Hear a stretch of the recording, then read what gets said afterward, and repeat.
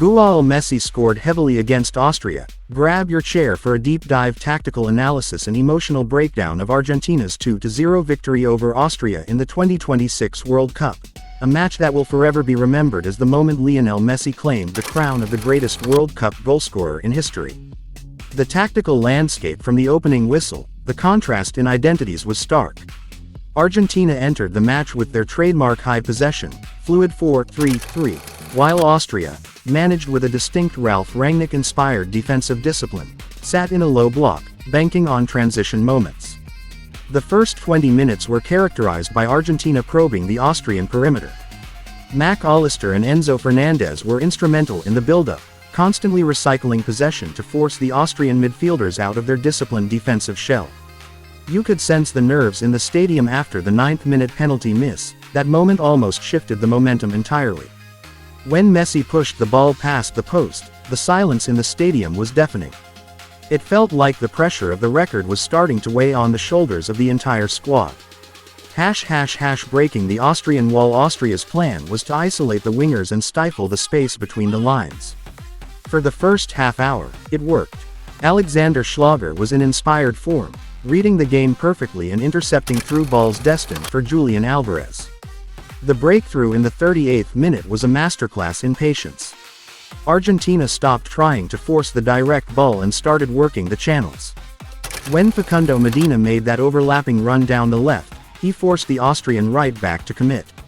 That split second of movement opened the window, and Messi, finding his trademark space at the top of the box, didn't miss.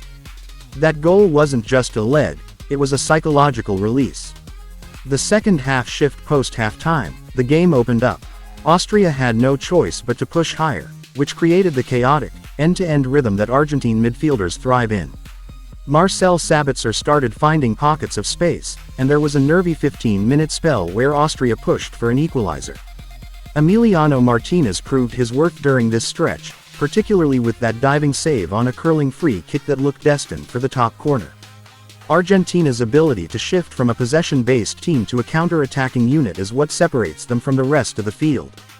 By the 75th minute, the game became a chess match of substitutions. Scaloni brought in fresh legs to protect the lead, but you could see the intent in Messi's body language. He wasn't just playing to win, he was playing to finish the story. The record-breaking finale, the climax in the 95th minute, was poetic. As Austria threw everyone, including the goalkeeper, forward for one last corner, the clearance fell to Argentina. It was a simple transition. A long ball to Messi, who had the entire half to run into. As he bore down on the open net, the realization hit the crowd before the ball even crossed the line. 18 goals. The record is his. The way he slotted it home with such nonchalance, despite the magnitude of the moment, highlights why he remains the gold standard. Final reflections beyond the goals. What impressed me most was the maturity of this team.